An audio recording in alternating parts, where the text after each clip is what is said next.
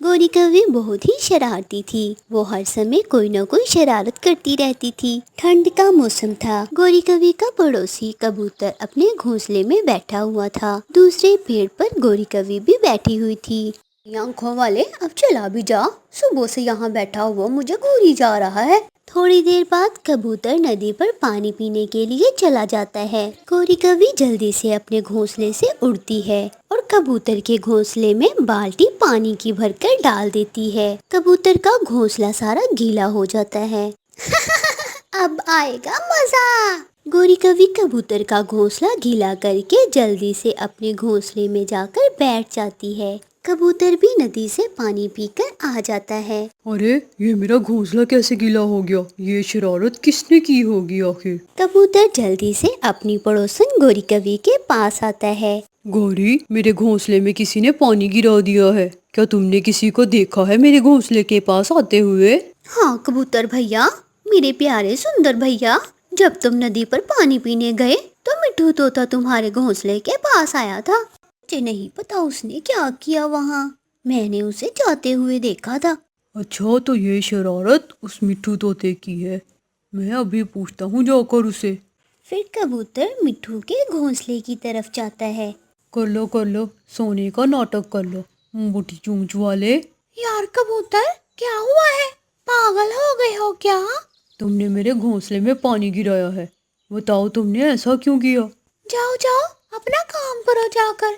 यार कबूतर, मैं तो यहाँ सो रहा था। मैं पूछता हूँ तुमने ऐसा क्यों किया? मैंने ऐसा कुछ नहीं किया, तुम झूठ बोल रहे हो। इसी बात पर दोनों में लड़ाई हो जाती है। दोनों एक दूसरे को खूब मारते हैं।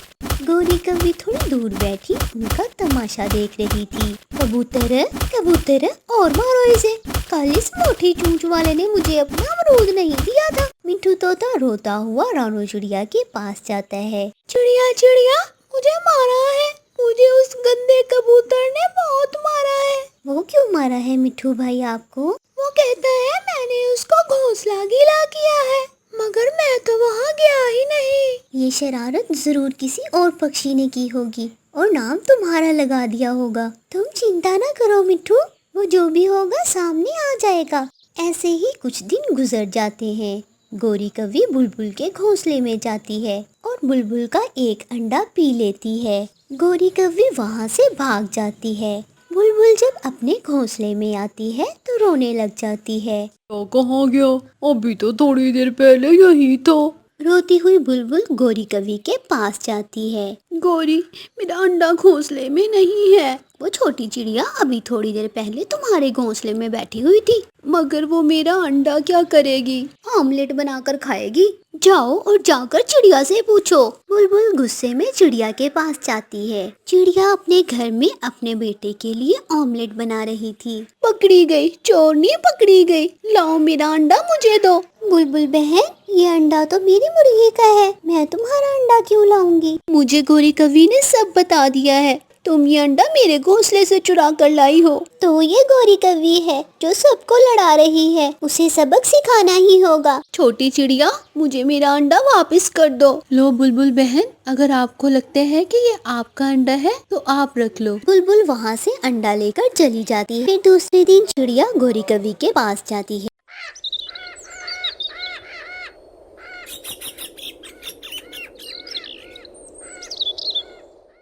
गोरी कौवी, मैं पहाड़ों पर जा रही हूँ। चिड़िया, वो क्यों? वहाँ पर एक पेड़ है जिसके ऊपर घोंसला है और उसमें 2 अंडे हैं। वो अंडे लाकर मैं अपने बेटे को ऑमलेट बनाकर दूंगी। अच्छा, कहाँ है वो अंडे? पहाड़ों के पास बेरी के पेड़ पर। ऐसा कहते हुए चिड़िया वहाँ से चली जाती है। पागल चिड़िया, अब तो वो अंडे मैं ही लाऊंगी और तुम ऑमलेट बनाओगी अंडों के बिना ही। गोरी कौवी वहाँ से भागती है। वो शॉर्टकट रास्ते से पहाड़ों की तरफ जाती है। वो इधर उधर देखती है, फिर उसे बेरी के पेड़ पर एक घोंसले में 2 अंडे दिखाई देते हैं। उधर चिड़िया भी चील के पास जाती है जो नदी पर बैठी हुई थी। चील दी, जल्दी जाए, वो गोरी की बच्ची आपके अंडे पीने वाली है। ये सुनकर चील वहाँ से जल्दी जल्दी एक डंडा उठाकर चली जाती है। गोरी कौवी चील के घोंसले के पास बैठी अभी अंडा पीने का सोच ही रही थी कि पीछे से चील भी डंडा लेकर आ जाती है। वो शदीद गुस्से में थी। रुक जा तू काली कलोटी कव्वी, तूने मेरे अंडे पीने का सोचा भी कैसे? चील गोरी कौवी की पिटाई करना शुरू करती है। वो डंडे से उसकी खूब धुलाई करती है। छोड़ दो चील दी, मुझे छोड़ दो, इस अंडे का मुझे चिड़िया ने बताया था।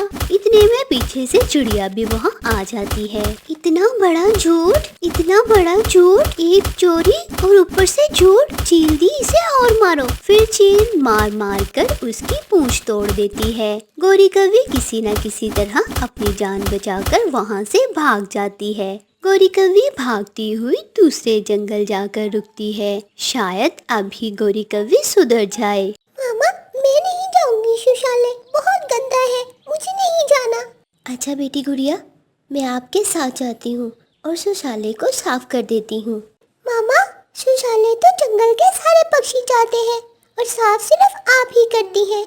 बेटी गुड़िया, जंगल के काम करके मुझे बहुत अच्छा लगता है, खुशी मिलती है मुझे, इसलिए मैं कर देती हूँ। मामा चिड़िया अपनी बेटी गुड़िया के साथ जाती है।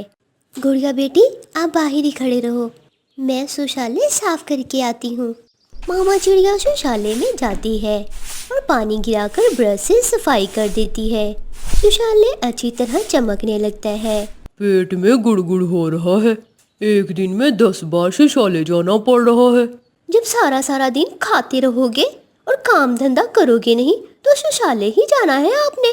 कौवा जाता है और शौचालय से होकर आ जाता है। छी, किसी पक्षी ने गंदा कर रखा है शौचालय। न जाने कौन गंदा पक्षी आकर इतना गंदा कर गया है।